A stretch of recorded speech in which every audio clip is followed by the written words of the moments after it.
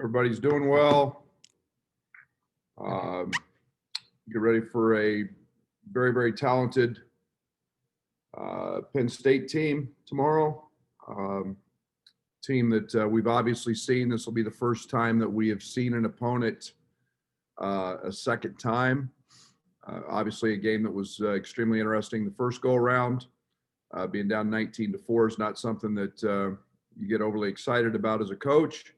But we did settle in and find a way to play better throughout the course of that game. And they got an outstanding player and Jones that is having a phenomenal year. They're a team that's coming off pause. They played their first game yesterday against Purdue. This is a team that utilizes the three-point line a great deal. I think they took 39 of them yesterday. They've got one of the hardest playing guys in the league in Harar, who careered yesterday point-wise, and then also had 14 rebounds with 10 of them coming offensive. So a guy that has got an extremely good motor and a guy that can really get it going at any time from the three-point line, as they have multiple guys who can do that. So it's round two with them. Obviously, you've seen the announcement that the Michigan State game has been put on postponement. I think Tom announced that half hour ago. We met this morning. Obviously, they're still fighting some positives in their program, and for health and safety reasons, it's just the safest thing to do. Anytime you start getting into continued positives, we're gonna have some concern, and we both thought it was in the best interest to just not have that game. So don't know what that means beyond tomorrow night's game, but again, we'll deal with that and have people on that as we can move forward. But again, it's just the nature of COVID basketball, and we'll expect the unexpected and not plan too far ahead and worry about Penn State tomorrow. Hey, Brad, would you talk about the practice and the meeting that you had at all? You going to tell us anything about that? Yeah, I will not talk about the meeting, so nobody else needs to ask. What happens in that locker room will stay there. Those are private. We had a very good practice yesterday, and I think it's nothing that we haven't been talking about, and you guys don't know about it, from the consistency to the continued growth, and we'll see tomorrow if we've addressed some of those things. Is there anything you can change schematically to help keep Kofi from getting so many from guys jumping on him as soon as he touches the ball? I don't know. Maybe if I go down and talk to the other coach real nicely and ask him to please not double or triple him, and we're doing a really good job, guys, of a couple things. We're doing a really good job in early offense of finding him. We've got to continue to move a lot of the pieces to make the tags hard. We're doing that. He's just going to find tough sledding, and as tough as can be. And as long as teams approach him that way, and that means that's the ultimate respect. There's no greater compliment than to have multiple guys have to guard you. And, guys got to step up, make shots, and we'll do that. All right. Thanks. Coach, do you think you guys will look towards scheduling another opponent on Saturday with the MSU game getting postponed? Marley, there's a lot of questions up in that. It gets very challenging. We have one non-conference opponent available that we could schedule. What gets challenging in that is testing protocols. We sure don't want to just play a game. To say we played the game and they're not in protocols that we're in, and we put ourselves in harm's way. I don't know yet what the league will do in terms of sliding games or moving games around. And, you've got a couple teams on pause right now, and them in Nebraska. So you've got multiple games missed, and we'll see what the league does. So that it gets to be very challenging. And again, it's just really a day by day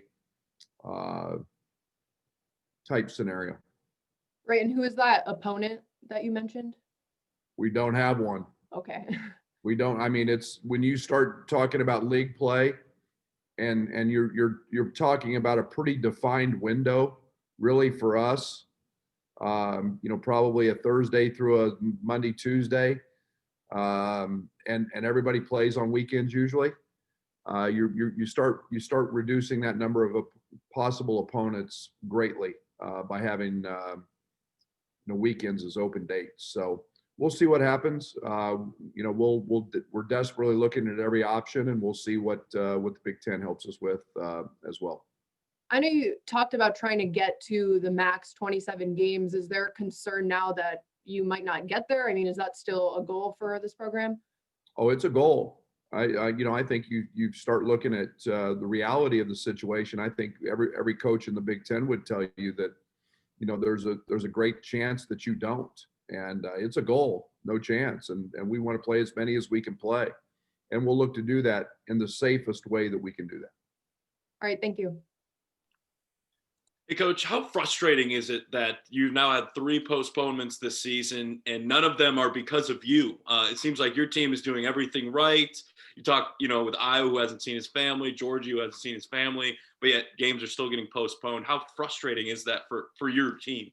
Yeah, and unfortunately, it takes 2 to play, and we can't make too big a deal of that. I think it is what it is. That's a terrible cliche. I hate it. I can't believe I just said that, but it's the truth. And it's the one thing that we have learned is, you show up every day and do your job at 7:30 every morning, and you test, and we do a PCR, and we do a antigen test, and we talk to our guys every single day after practice about doing the right things. And we're doing that. And all we can do, Mark, is literally just keep doing that and pray and hope. My most stressful part of the day is at 7:30 every single morning, and worried about 29 other people, making sure that they have positive tests and that they did the right thing. And we've been doing that for a long, long time. Thanks, Coach. Hey, Coach, you mentioned potentially having a really compact Big Ten schedule here down the stretch. How close would you imagine games could be? Would a back-to-back be out of the question? What would you think there? Derek, I think everything's going to be on the table at some point. I think I think the one thing that we have seen is once a team tests positive, we've seen that 4 to 7 to 10 day window, multiple positives happen after that. And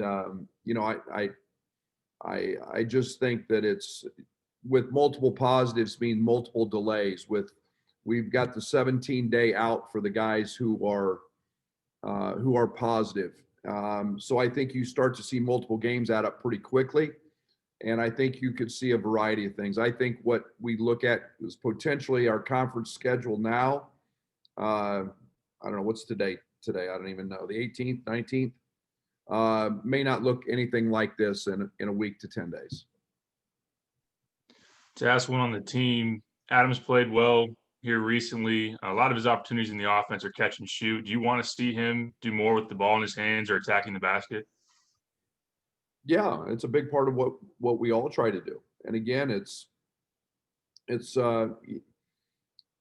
one of the biggest challenges that freshmen have is figuring out, hey, I got to the rim all the time in high school and finished. And I went up against if I went up against a 6'6" guy, it was a big guy. Now that's a different deal. So you're figuring that out. And the scouting report becomes very dialed into right hands, left hands, strengths. But yeah, absolutely. We've never told Adam not to drive it. It's a big part of his game. He had a lot of success with it in the first game with Penn State. Thanks. Hey, Coach, I know you've talked about the schedule, but would you be opposed to maybe some of the coaches have talked about canceling the Big Ten tournament and make up some of those games? Would that be an option? Is that something that you'd like to do? We haven't had any conversations to mine that I've been a part of about doing that. To me, I think that's not the most likely thing. I think we've got a lot of partners in that with TV. Again, it's COVID, so who am I to say that anything's for sure? I think that we all went into this as coaches thinking there was a possibility that everybody might not play every game, and what that would look like, and we've kind of expected that. That's why we started meeting in July about all these scenarios and talking about all these things. So now we're not that surprised. Okay, a quick follow-up. After the Missouri game, you told us the referee kind of gave you the explanation when Kofi allegedly hit the guy in the face. I'm assuming you had a chance to look at the video when Adam was hit. Have you addressed that? Okay, I could tell by your face that you have. So can you share your thoughts on that? I could, but it doesn't do any good. It's such a fine line between different officiating officials and officiating crews, and what deems contact and what deems not, and who's, and again, to say that is a specific rule, a lot of times it can be a judgment, it can be whatever. I know they all go against me. I know that. Okay, thank you.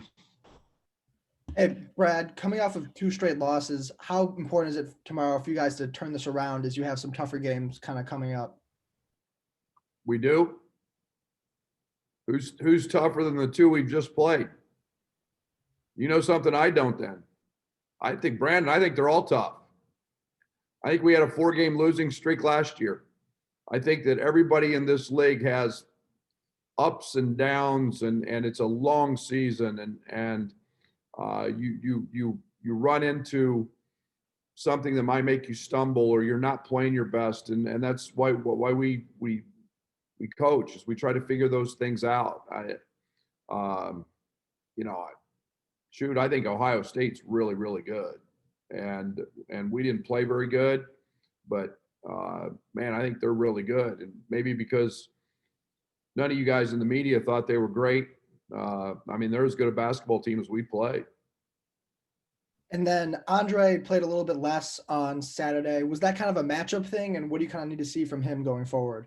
Yeah, it was more just a matchup. Trinity had a couple, and we played some different combinations in there, but Adam was playing great at both ends of the court. And again, that's the luxury of having a lot of good players, is sometimes, there's been games where Adam hasn't played as much and Carvelo's played more, or Trent hasn't played as much. So, it's what we need to dial up for that game. Thanks, Brad. Brad, I keep going back to what you said after the loss on Saturday, and the one conclusion I drew was Brad can't do this for him. And I guess is the message that the guys in the uniform have to figure this one out on their own and just figure out how to figure this out? Is that more or less the message, that you guys have got to figure this out before it gets any better? Yeah, well, and I think there's defining moments in every season. Everybody has those, and I think that it's my job to help identify some of those potential stumbling blocks and roadblocks. You don't achieve greatness without having a roadblock or two, or a speed bump, and you don't have. Nobody knows what these young people are thinking. They're basically locked up all day, and so it is very different, and we're addressing a lot of different things. And I think the one thing that we're trying to continually help them with is understanding that we can't get continually get 15 points down and then fight like the best, maybe one of the best teams in the country when we do that. And, you know, that's ultimately what we're trying to help them eliminate. But yeah, there's got to be some purpose for the way we go about doing our job every single day. And I know that everything is different this year because of COVID and everything that's just quite honestly different. But is there any similarities to to last year after the loss at Michigan State, when you guys finally put it together and started to make a run and started to play a little differently and play better? Well, I think that every team has its own identity. This one obviously is different than last year's, and the pieces are different. I think that we've got a great locker room who's very passionate about being successful and reaching their potential, and I think that's the same as last year. And I think sometimes that you hit a valley, you hit a little bit of a valley, you hit a lull. I'm going to use that word. And you've got to remember what your purpose is, and remember again what our main goal is and what our main objective is, and get refocused on that. And again, we've had 2 games here that teams have played better than us, and that's something that we've got to address. We have, and we'll see if tomorrow helps. Thanks, Brad. Brad, when looking back at the Ohio State game, were there an area or two that would have been easily fixed, maybe from an execution standpoint, if the energy, effort, toughness, whatever it may be, was where maybe it needed to be? Well, I think the one thing that we're trying to understand is one, they played very, very well. Okay. I mean, you're looking at, EJ makes 4 threes. He'd made, I think, 3 coming into the year. He's hitting step back threes over a contested 7-footer's hand. We let him get going early. I didn't like necessarily our ball screen coverage in that game. Wasn't great. But again, there was good looks in the first half. I thought we took a few of them, 18, 19 on the clock, instead of understanding that we got it back to 15 all, and we'd done that with great patience and ball movement, and we got the ball where we wanted. There's 2 possessions. Kofi kicks it out. We make the extra pass, get wide open threes, and we fell out of love with that. And we took a few quick shots, but no, I think you give Ohio State a ton of credit. And again, they, we can't have our offense be the dictator to our defense. And I always go back, and I mentioned this with our team. Why were we slapping the floor and being all enthusiastic when we were in the second half of the Northwestern game and everything was going great? None of y'all have seen that in the last 2 games, nor have I. And it can't be just about that. We have to enjoy the moment of competing, and we've got to get back to that. Then just playing an opponent for the second time this season, just in general, how much do you use that first game as maybe a starting point for a game plan, and how does maybe that change where Penn State didn't play for 2.5 weeks because they were in COVID?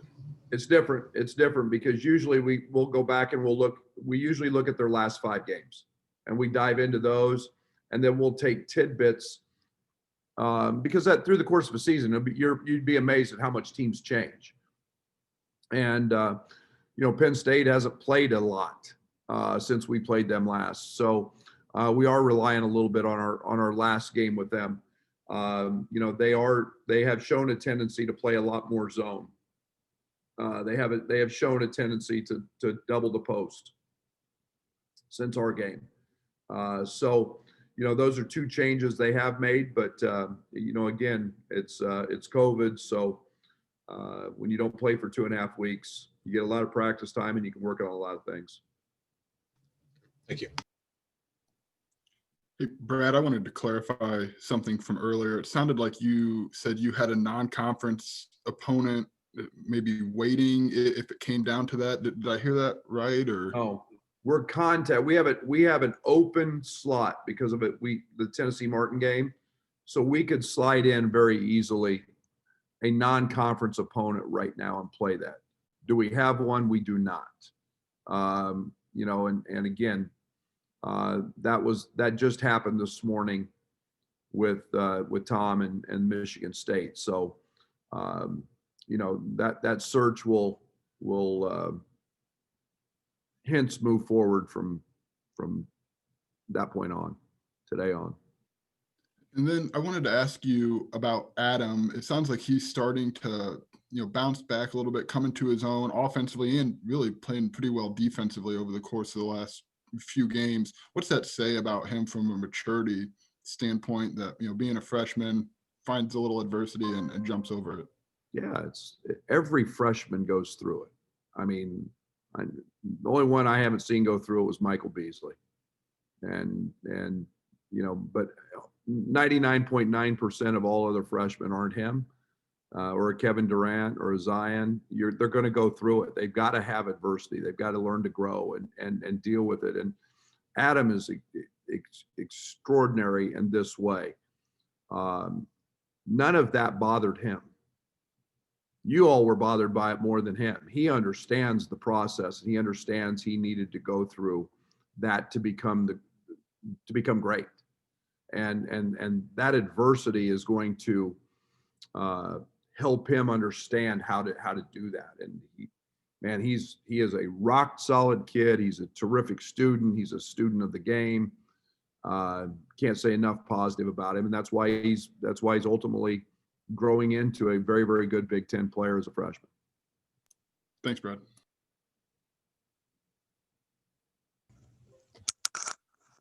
Hey, Brad. I've heard it said multiple times, this is the best scouted conference in the country. I know the conversation has been largely around effort, motivation, what have you, but what has contributed from scouting is teams know you know other teams though, and in the middle of the Big Ten conference season now. Well, I think overall you start looking at number of possessions.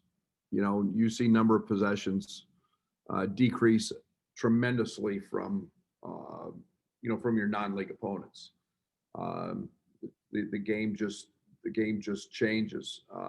This league has some very, very gifted defensive-minded coaches, and they're going to scheme you.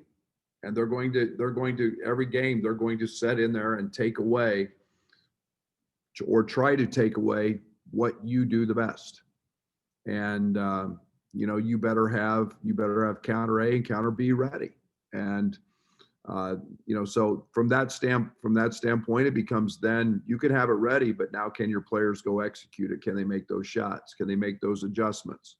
And, we can prepare them all we need to in practice, but they have to go out there and then make the plays and execute and make the shots. So, but being in the SEC, being in the Big 12, I haven't seen anything even close like this. And that's not to offend any of the coaches in that league, because there's great ones. But night in and night out, the coaching in this league is fabulous. So you can maybe anticipate what other scouts, what other preps for a game know about you, what they're going to try and take away. But you can't really suddenly make a weakness a strength. How do you come up with those counters? Scott, so we try to prepare for everything. Like offensively, we in the fall and early in the season, we prepare our players, our guards, to see every ball screen coverage, whether they go under, whether they hard hedge, whether they switch, whether it's a flat show. So we work on those constantly so they understand the reads. And then we have a package of things that we like to run against a hard hedge, against a flat show, against a switch. And then so we touch on that before. Now they could completely change how they guard something as we go into the game, but now we've at least practiced it and we've seen it. We're not getting caught naked, so to speak. So, and to touch on that, so we had a week off, I don't know what, after Indiana. And I told our staff, I said, you're all head coaches and I need you to self-evaluate us. If you were playing us, how would you play us? And I said, and now I need to see it. Now we need to talk about it. So we get an understanding of,